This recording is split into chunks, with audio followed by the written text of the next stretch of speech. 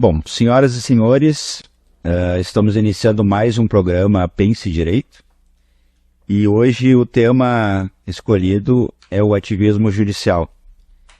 A nossa justiça brasileira atuando, né, doutor Tito? É verdade. Cada vez mais influenciando também o nosso dia a dia, né, e atuando de forma significativa. Tanto que, brincando, as pessoas dizem hoje que não se sabe o nome de todos os jogadores da seleção brasileira, mas se sabe o nome de todos os juízes, né, do Supremo Tribunal Federal. Perfeita observação, é perfeito. E esse ativismo judicial, parece mentira, mas ele teve início lá em 2004, quando o legislador nosso começou a permitir que o judiciário crescesse as unhas. Lá em 2004, eles estabeleceram a possibilidade da chamada decisão judicial do Supremo Tribunal Federal com efeito determinante a respeito das demais decisões dos tribunais inferiores. Eles deram um nome, agora não me recordo, mas é efeito vinculante, de certa forma. As decisões do Supremo Tribunal Federal passaram a controlar todas as outras decisões dos tribunais inferiores, desde que esses tribunais não acompanhassem a mesma orientação do Supremo Tribunal Federal a respeito de assuntos que diria respeito à ordem, vamos dizer assim, à conjuntura da legalidade da norma jurídica. Qualquer violação estaria já enfrentando esse efeito das decisões do Supremo Tribunal Federal. Não é vinculante o termo é outro, está me faltando agora na memória, não me vem esse termo, mas daqui a pouco eu me recordo. E isso fez com que se engessassem as decisões, e o Supremo Tribunal Federal passou a ser praticamente um ditador, porque naqueles assuntos que eles entendessem de relevo nacional, ou de relevo social, ou de relevo, né, da ordem econômica e moral, e essa decisão dele não poderia ser enfrentada pelos juízes de tribunais inferiores e muito menos por um juiz de início de carreira. Fez isso que o tribunal ficou engessando decisões. Ao invés de permitir a oxigenação, o oxigênio é fundamental para qualquer área da ciência. O oxigênio é aquilo que permite que eu, tendo um ponto mais elevado e conhecimento em grau superior, eu possa ser confrontado por uma decisão nova que surgiu de um juiz de origem lá de Cacimbinhas, Antagorda, Pinheiro Machado, que esse juiz me trouxe, de repente, uma nova visão do direito. E isso praticamente se liquidou. Com isso, nós tivemos um ativismo judicial já estabelecido pelo legislador. Depois veio o resto, né?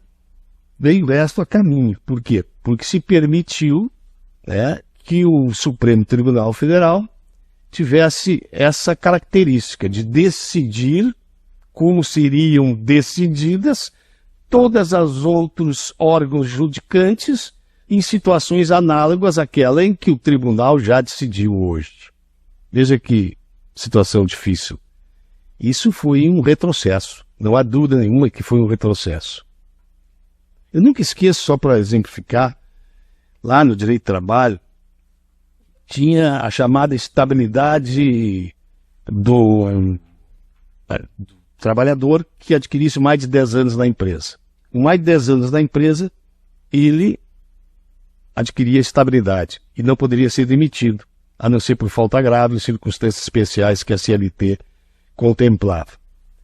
Um juiz de carreira, aqui em Porto Alegre, começou a dar decisões dizendo que aos 9 anos e 6 meses de prestação de serviço não era legal, nem justo, nem moralmente aceitável que o empregador demitisse esse empregado que já estava às vésperas de ter adquirido a estabilidade ao emprego, em razão dos 10 anos que seriam agora logo ali já consumados.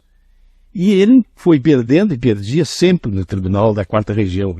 Mas ele continuava mantendo aquela posição inalterável. Eu acho que com 9 anos e 6 meses, às vésperas da estabilidade, não é justo, não é legal, não é moralmente permitido. Continuava batendo. Chegava ao tribunal, o tribunal, pá, ia detonando ele. Até que começaram a perceber que tinha sentido aquela orientação. Porque era mesmo uma situação em que não se justificava, a não ser por uma falta grave, que o empregado pudesse ser demitido às vésperas de ser estável. Por que fazer isso? Aí o tribunal abriu e começou a dizer que aquelas situações justificavam a estabilidade e, portanto, a demissão era legal, injusta e afrontosa aos direitos do trabalhador. Veja como é. De onde é que veio isso? Uma orientação que veio lá de baixo, de um juiz de primeiro grau, de uma determinada vara do trabalho. Agora, com esse sistema que está agora pelo Supremo Tribunal Federal, não se permite mais isso. O sujeito lá, se começar a fazer isso, não, para aí, decidiu contra a orientação do Supremo, perdeu a capacidade de oxigenação. E eu tenho percebido que, antigamente, né, o nosso Superior Tribunal Federal não era assim tão atuante. Não se ouvia falar. Inclusive, o conceito, como existe em outras cortes aí mundo afora, é de que o Supremo ele é uma justiça constitucional. Perfeito. É somente para tratar de assuntos pertinentes à Constituição, né? Perfeito. Como uma última instância.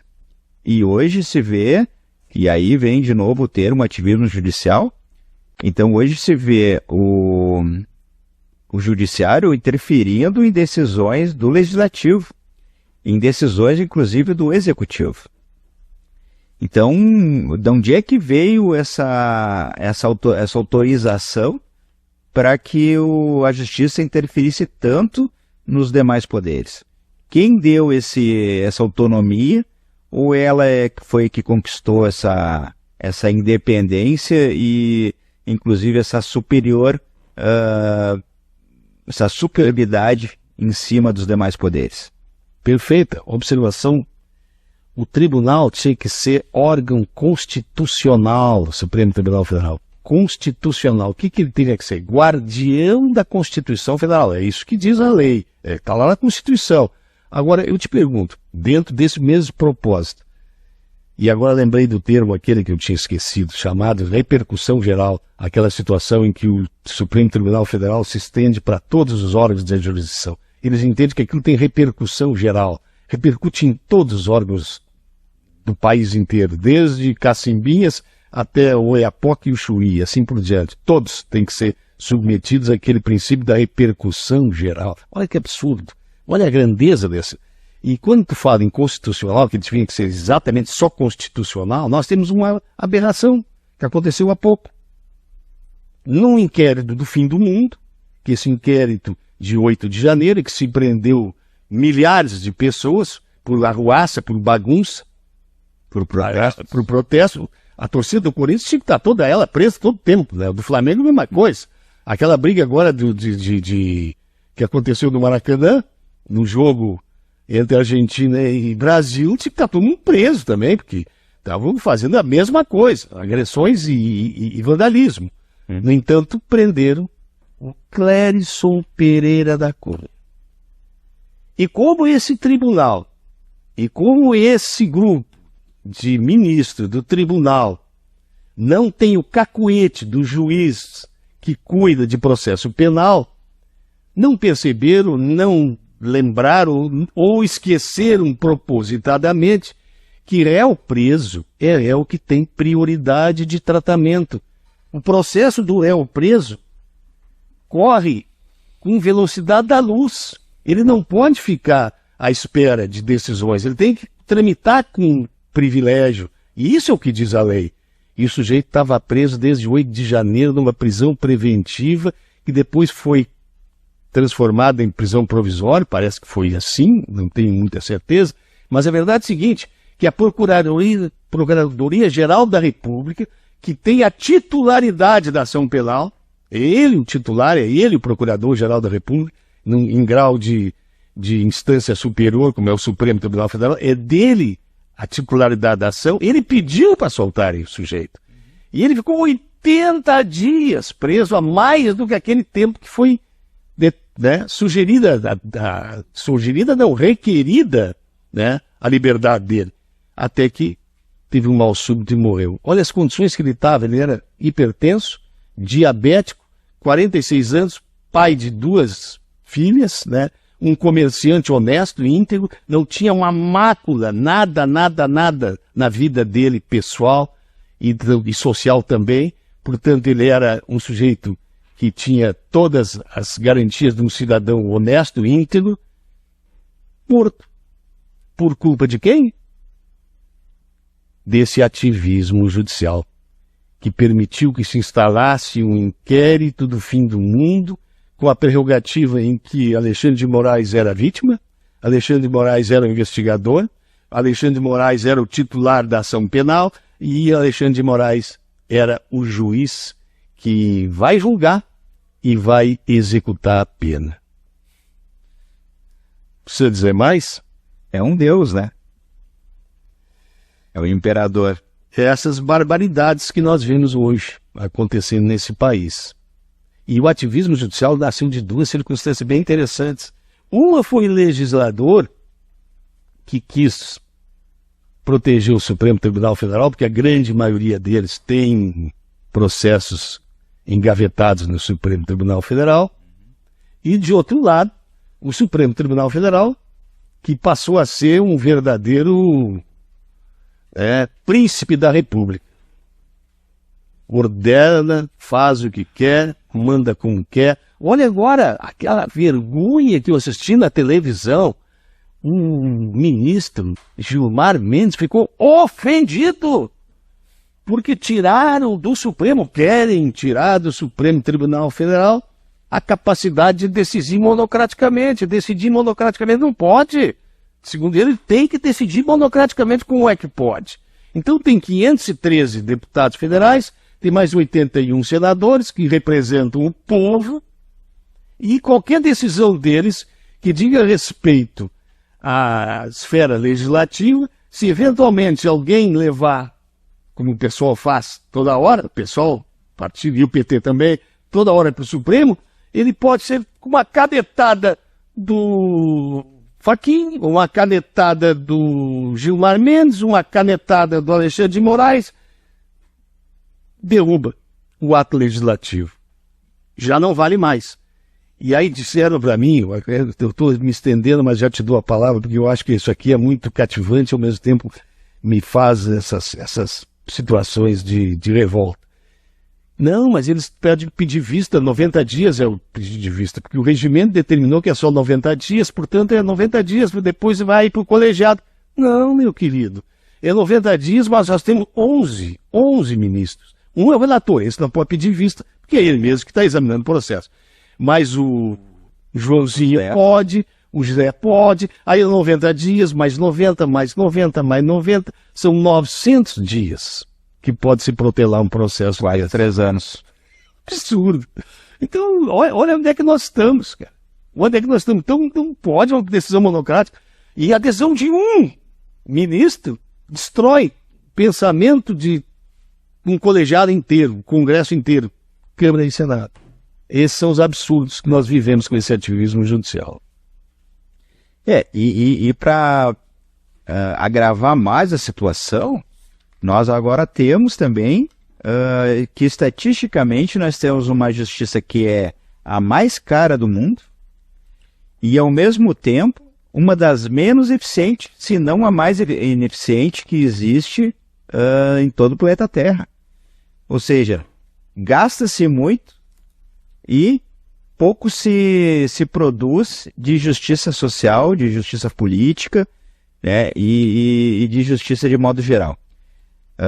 Tanto que aqui no Brasil nós chegamos ao ponto de agora começarmos a ter exilados políticos, né, e presos políticos, né, e decretados por quem? Justamente por essa justiça. Perfeito. Que não está fazendo o papel dela de defender a livre opinião, a livre manifestação do povo brasileiro. Ou seja, só existe um viés que é aceitável, né? Uma narrativa que é a que é defendida por essa justiça, enquanto que a narrativa que não agrada a esses juízes, então toda a mão pesada da justiça recai sobre essas pessoas. Perfeita observação. E esses dias, eu desafio até, curiosamente, vou desafiar o nosso ouvinte para ele procurar no Google qual é o custo, não vou dizer da justiça, toda ela, porque seria exagero pedir que toda ela seja examinada, mas só de um tribunal, que tem só 11 ministros, o Supremo Tribunal Federal. Sabe qual é o custo que eu andei olhando esses dias? 585 milhões por ano. Cada ministro tem 222 assessores. Eles têm não sei quantos carros à disposição. O que tem de camareira, o que tem de guardinha, o que tem de porteiro de auditório, é uma coisa absurda, é um exército em torno de cada um desses ministros. É uma folha de pagamento extraordinária, é o tribunal mais caro do mundo, é o Supremo Tribunal Federal. E era um órgão que teria que ser só um órgão constitucional. E o que é mais curioso, nós temos 2 tribunais superiores. O STJ, que é o Superior Tribunal de Justiça, que aí examina as questões constitucionais que são paralelas, que não é da própria enfrentamento à Constituição, mas a lei federal. E ainda temos o Supremo, que só tinha que olhar para a Constituição. E ele não olha para a Constituição, ao contrário, ele viola a Constituição. Esse é o absurdo que nós temos na nossa justiça contemporânea.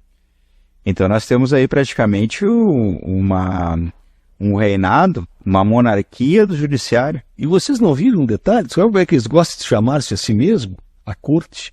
Ah, sim. É a Suprema Corte. Olha que paradoxo. É quase como se fosse uma majestade, né, representada por um órgão judicante que teria que ter a humildade de saber que são servidores públicos. E não, que dá o exemplo na hora de bem usar a verba pública. Perfeito. Agora, não viu essa do Lula recentemente? Que o nosso deputado Vitorino colocou? A Janja, eles estão comprando lençóis egípcios. Preço, R$89 mil.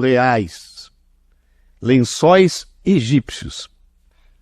Vocês devem ser um jogo de cama com fronha, travesseiro, mas são os lençóis, 82 mil.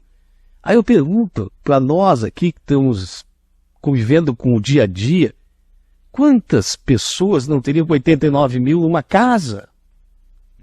Com 89 mil tem gente que ia se alimentar durante anos, provavelmente. Não, os caras vão comprar lençóis. Olha o desplante, o assinte, o deboche. Há pouco trocaram lá não sei quantos móveis dentro do Palácio do Planalto, que custou outra fortuna. E ele viaja por aí tudo, o cartão corporativo dele em quantos milhões já está, tu sabe? Eu perdi a conta já. Esses absurdos. E esse é o mesmo cara que foi nas mídias para falar mal da classe média, que a classe média ostenta. Que tinha que ter uma televisão só. Que tinha que ter uma televisão só dentro de casa. Não pode ter uma televisão na sala, outra televisão na cozinha. Não, uma só bastava. Agora não. Agora essa hipocrisia dele, para essas fortunas e para essas mordomias todas do palácio onde ele vive, aí não se justifica. Bem assim não é. São coisas horrorosas.